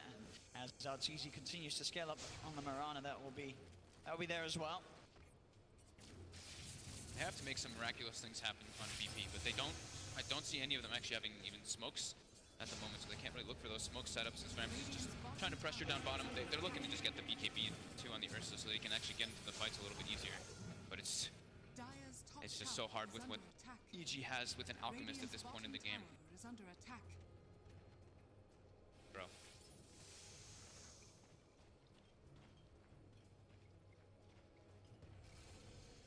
Somehow. Soul booster already on the way toward that Octarine. He's just got so much space this game. Yeah, almost level 18 as well for that level 3 Chemical Rage. They have managed to kill him the 4 times, but other than that, it's been quite a while since he's died as well. He's in crit on the hunt. Shadow will be used. They did I don't know if the pings did come out from Solo. We'll see if he catches out no one nonetheless. There's no one backing up. Arteezy's got. Oh, did he see him go into the trees? I don't think he's. Yeah. They saw Arteezy, but they didn't see him. As Ramsey turns up as well. Arteezy already backing away. First hit. Roger's had to use the window curse on the side. The crit will get the chance to get the magic missile out, but the grab fire and then that magical damage is enough to find it. Towards the mid lane, Roger is getting focused. Arteezy has been taken down as S4 will finish off Roger. Samael jumps in, concoction out onto Ramsey. Ramsey got the rage out in time. They're popping a Fiend's Grip here, but not really a kill that the remaining members of VP can go upon. So Samael will be allowed to walk it off, but still a 2-for-1 trade there for VP as they find those 2 kills, as you say, those sentries placed down in their jungle, allowing them to prepare for that movement from Arteezy. I think that's like their best way to come back in this, is if they can find an EG up and they can outnumber them before he's positioned for it. But they need to have the numbers advantage when they have this much of a deficit. How's Ramsey's BKB doing? All right, getting very close. That'll help him at least so that he doesn't get slowed by that obnoxious Lich armor constantly, but the Veno is still going to be a problem. Able to find Fly down here. Quick jump, get himself the bash, and indeed no amount of Lich armor is going to save Fly from that damage. It's up 603 gold from a Lich kill. It's the one thing about being behind. These kills are certainly going to give a lot. Ramsey's also surged up to level 18, so same level as Sumail's Alchemist. Good job of finding the pick. Radiant's bottom tower is under attack. Mid lane solo. Don't have the nightmare. No one will poke a little bit. Just at the life drain, it's not going to quite be enough to get Crit, as Crit is able to get himself out of range. No one having to hold back to as the arrow does get blown over by Arteezy. VP's all still just, they're huddled around a lot. They've got some lane pressure going on down bottom, but they are being very careful to not give up anything to EG, as they know one kill could lead to quick disaster for them versus EG. We've got smoke time from EG. They look to invade. Got the jungle. Octarine. Samael ready with the jump. Can he find himself a target? Jumps in, gets the concoction out in time onto no one. No one has grab and fight to save him from the physical damage. Till takes the stun. There's the follow-up stun. There will be the Cobra Embrace and the Nightmare, keeping no one safe as they've managed to find Fly. They're turning things around at VP as they get on top of Crit. Crit will go down. The Winter's Curse as well. Can they get more out of this VP? They're having to back away from these Radiance illusions of the Manta style of Samael though. As Roger being chased down by the illusion, he's Arctic burning up to the high ground. Sessful finds the Gale connection onto Ramses, and Samael with the Radiance burn gets the kill. Nice talks back there from Pasha. I think Ramses would have probably been okay anyway, but like coming out. So VP able to hit back a little bit, but still EG coming out on top as RTZ, S4 and Samael survive. Yeah, some pretty good defensive plays coming up VP, right? The decrep, but then of course that stun, you can throw the concoction again afterwards if you get the full charge up. The Bane sleep as well, saving decently, but as soon as that Venomancer starts approaching the fight, sure, they kill the Lich right away, but Veno is a huge threat, even though, you know, level 15, but it's just what you can actually do versus that Ursa versus that Tiny. VP is still 10 seconds for Ramses. He wants to try to find S4 here. Ramsey. Ramsey jumps in, but there's Samel with the counterplay straight away on top of Ramsey. Ramsey pops the enrage, looks towards Samel, gets the back. Can they get the damage on the fly? The chain frost bouncing around them all. Takes down Pasha, takes down Solo. Ramsey's gets onto Samel. They do get the bash, they do get the kill. Samel now down to 75 seconds. Buybacks coming out from VP. They know they've got a chance to take this fight from Ramsey's. He goes down.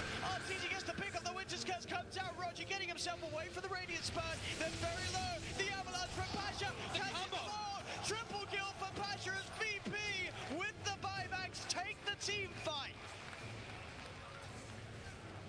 Beautiful buyback from Pasha. So needed. The curse as well, catching all three of them for them to get the follow-up combo. They timed it perfectly. They get cursed, then they get the Avatos combo, they get the Decrypt, the blast.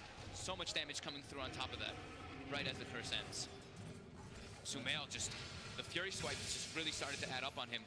Ramsey's with that 10-second BKB, able to really stick on top. Oh, look at this, as you say, sort of Ramsey's able to survive, so this initial jump through with that enrage, getting those Fury Swipes stacked up. It is a great chain for us. Look at the bounces once again from Fly, getting these two heroes, Pasha and Solo, straight up with the buybacks come into play. Yeah, and 12 Fury Swipe stacks there at the end there on Sumail. And those buybacks around that shrine, VP able to do what we were mentioning. And look at, if Roger dies here, these three survive, but he gets that Winter's Curse up, holding these three in place, setting up for Pasha, the easiest avalanche to set up the best triple kill there for him.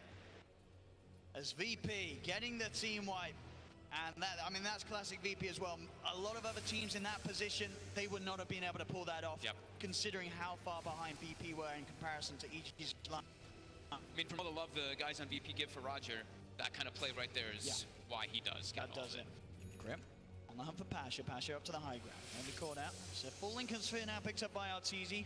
Roger's going to be able to treat himself to a Spirit Vessel after that fight. That can be very useful versus Sumail. You know, we've seen that versus the Alchemist versus the Chemical Rage. If that Manta style is not up, can definitely prove to be trouble. They go for the Moonlight. See if this catches VP off guard. VP have got the ultimates back up.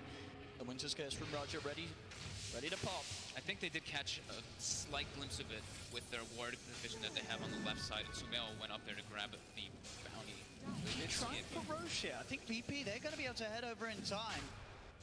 Blanket of Venom wards though already being placed. S4 as well as look at this Fly. movement. VP getting themselves on the high ground. Getting themselves around for the side. Gale from S4 gets thrown out. VP trying for S4. Roche is already dead. They've got it. Sumail's got the Aegis. The swap will be down to Solo, so they get the kill, they get the Aegis, and they get a kill onto Solo. VP have to now get out. They couldn't get into the pit in time. The Yule Scepter. They found themselves another catch. S4 finding Roger. The Winter's Curse is out, but he won't save him. RTZ, did you have to have a DD? You see what he did too? RTZ backpacked his items during that curse, but with the DD, it was still enough damage to push over and kill the Venom. Can't backpack a DD. And nonetheless, CG still take the fight. They've got that Aegis on Sumail. They're pushing down the middle lane. And they'll take that tier 2 tower. So still keeping hold of that lead. 10k advantage still for EG.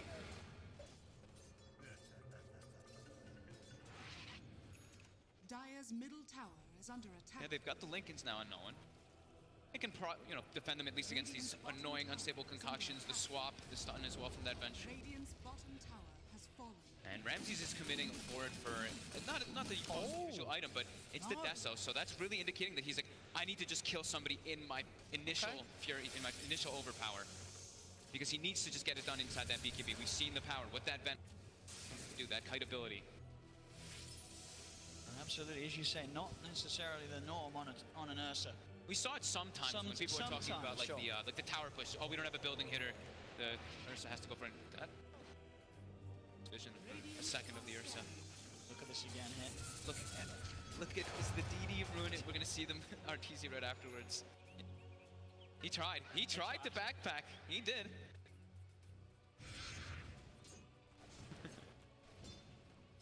I love player cams.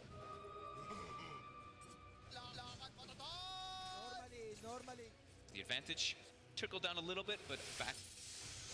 But that gold, or the experience advantage, really trickled after the that curse from the Winter Wyvern. See what you can get with this movie. It's about to wear off. Solo.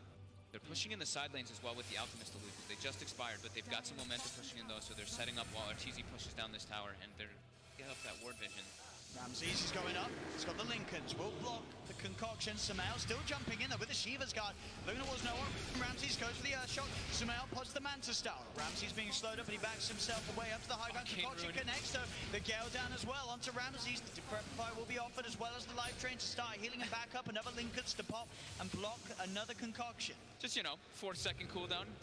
Sumail had an Arcane Rune plus that Octarine. As soon as it wears off, it is back up to that 6 seconds, but still pretty ridiculous. As RTZ does use this, gets the tower and also pressure the tier 2. It's got a full Mjolnir on RTZ. Pasha on the Tiny, completes a BKB. Throwing that Mjolnir on Sumail on the front lines can definitely prove to be a bit of a problem as well for VP. They do now have also the BKB on Pasha. They do have triple BKB on their chorus when they do commit forward to at least negate a bit of that damage coming out from EG.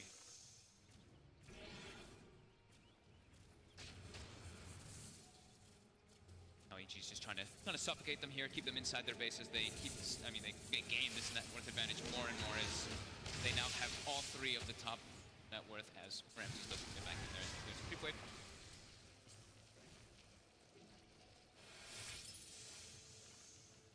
Sure, EG do have this advantage, but as we've seen, VP is still very capable of taking a team fight, even though they're playing from behind.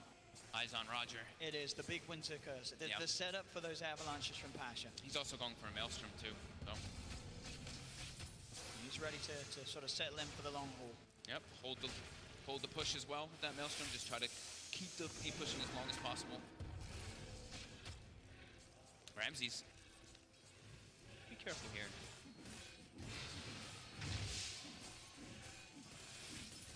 RT setting up the push top, and they are already gunning for him immediately with this Pugna and Tiny on the side of VP. But Pasha will get spotted by the ward on the bottom side. Bounty runes, time to collect. All that delicious gold for Sumail, who is, with that Shiva's picked up, he's going for the first Aghanims. I wonder which one. They've got some really good ones. Probably the Venomancer in this game.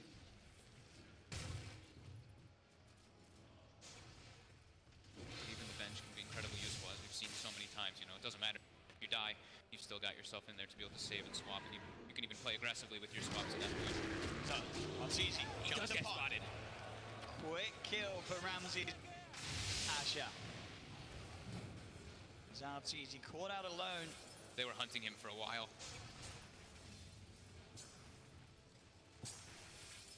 But EG still making sure that they can keep these lanes pushed in, and VP, they are struggling a bit to push them out.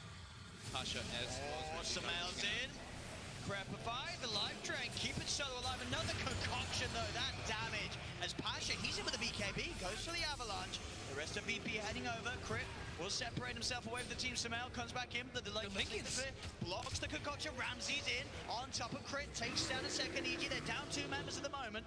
The enrage is up for Ramses, but EG, they're still trying to play around with him. S4 throws out the Gale. Sumail, little blink forward to throw out another, but the BKB's out from Ramses.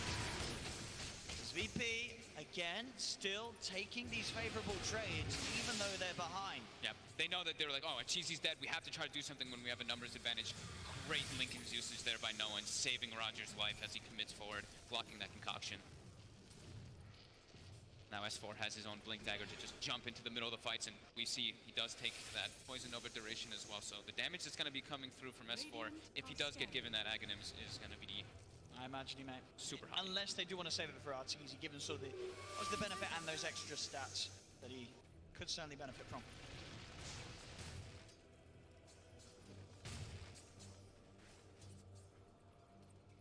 Let's see what. I think it's more than likely the Venge or the Venomancer. As RTZ just gets picked up again. My goodness, Ramses.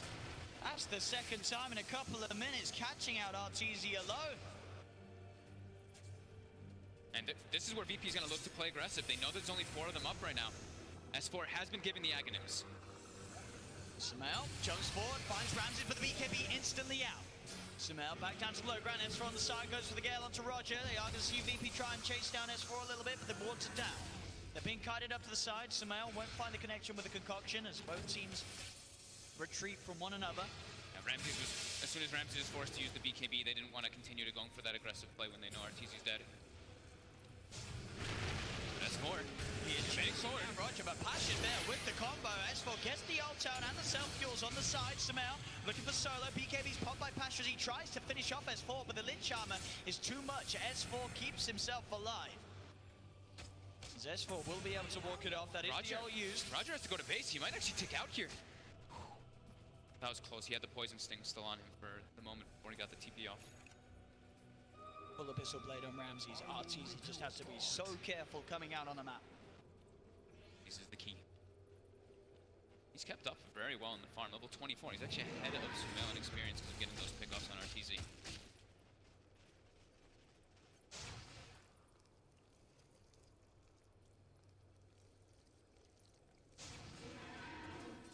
Bottom lane, Ramses waiting to see if EG reveal themselves on this lane. Starting to wrap around. Oh, in they go though. Samel goes straight in with the concoction. They've got the Gale out as well. Ramses pops the enrage. Samel with the Mantis style, and Ramses just goes to TV out with the swap there from Crit. Dragging Ramses back into the business with all. Ramses turns towards RTZ. RTZ leaps across the trees and now back in. Onto Ramses. Ramses comes in, looks for the bash, and he gets it. Can he kill off RTZ in time? He can't. Ramses will go down. They've lost Roger on the sidelines as well. And that's... There's no buyback on this Ursa. He's dead for 90. He went all in on that Abyssal Blade purchase. He is out of money. As VP, they'll have to sit for 80 seconds. No Ursa.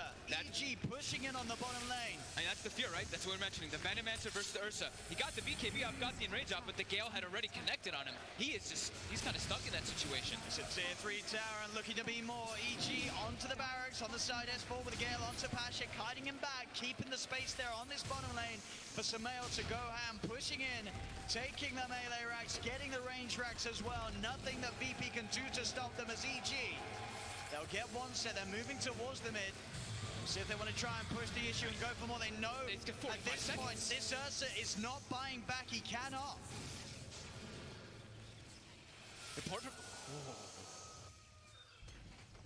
So 40-minute mark. Yeah, 40 kids. They've got an Alchemist on their team. They want to go collect those bounties, collect these double runes as well. They could still be looking for that Roshan too, which is the Aegis cheese, as they've kept VP base for a bit now. VP is there anyway. They can get to this pit with the Winter's Curse in time.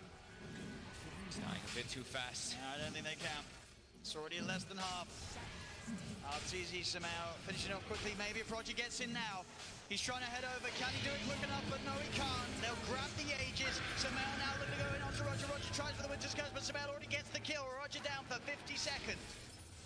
The buyback out from Crit as EG wants to keep the aggression high. They're on top of another. They've found Pasha. They've found the Tiny. The right clicks. The attack speed from RTZ shoots him down.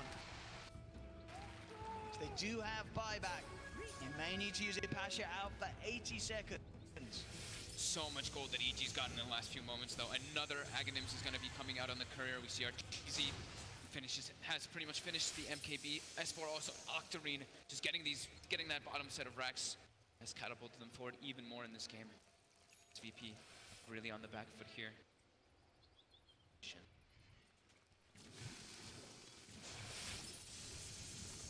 They won't quite have the Winter's Curse back when Roger's in. They've still got time to wait.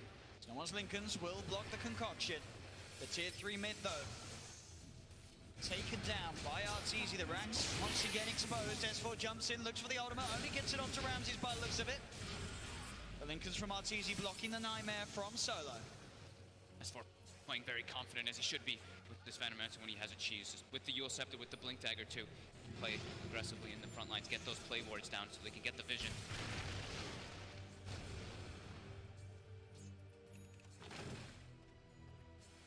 There's the axe, and whose way does he go? Go to RTZ? I think I like it on crit maybe. But we'll see. He looks like he's moving forward. Fly! Oh! Alright, let him have the chain. He's had some very good ones, right? I mean, now RTZ's died a few times too many, you know. That's true. Fly's been hitting some fantastic chain cross. Mid lane. Gets jumped on by Ramses and Pasha. Sumail tries with the concoction. Again, the Lincoln's block no one. Very quick on his fingers with those. The man down. See if EG want to really try and force it. They're playing 4v5 for 50 seconds now.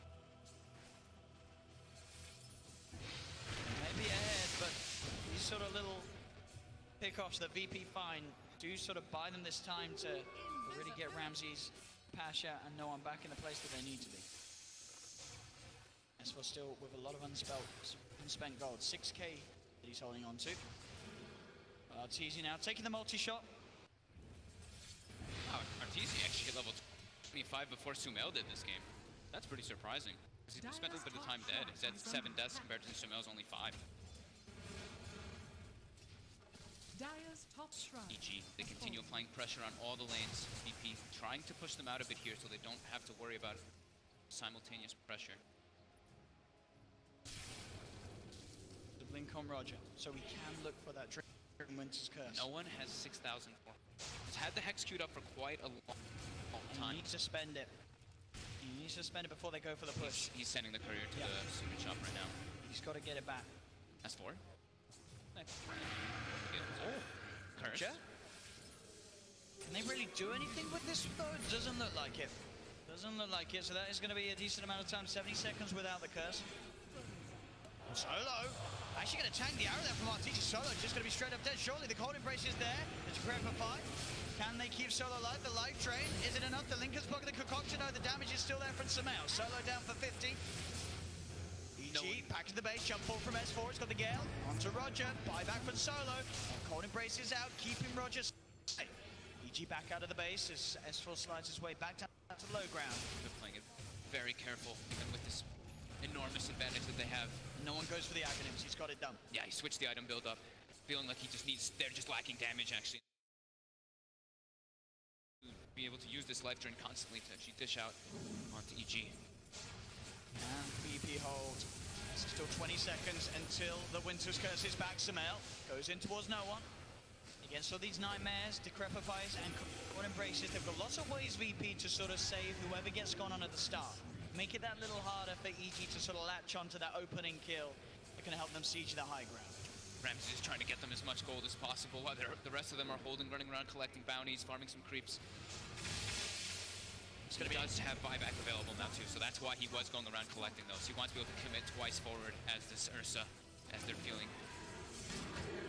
See another tier 3 gone, no mid-range, he's in. Ramses on top of Fly, getting tossed up, tossed down. That's going to be Fly gone, Pasha onto the BKB. Aegis gets reclaimed. The arrow connects on Ramses. They found Ramses. He's going to be defensively Nightmare. Sumail's going to jump forward, look for the concoction onto Ramses. The Yona's one friend over the side. Roger getting focused, the cold embrace there. The swap back on Solo. Solo's down. They've lost both the support. 3P Sumail. He's in onto Ramses. Ramses fight back straight away. No with the BKB, but he's getting nailed by the illusion. No one's out. He'll buy back as well. There's no Solo. There's no Roger. VP with only the 3 cores alive to hold against the 5-man of EG. It's EG. Shadowing, taking down this top rack. Sumail jumping in on the mid. Ramses trying to deal with these Manta-style illusions of the Alchemist. The fortification comes through. The base is dying. But EG are finding the base. They're finding no one. They're on top of it. GG. Evil geniuses will knock Virtus.pro out of the competition and move one step forward in this League of Champions. Virtus.pro.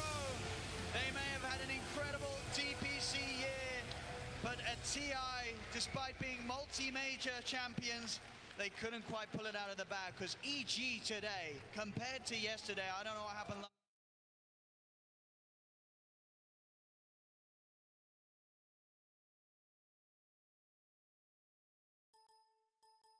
The 2 games where EG looked absolutely fantastic.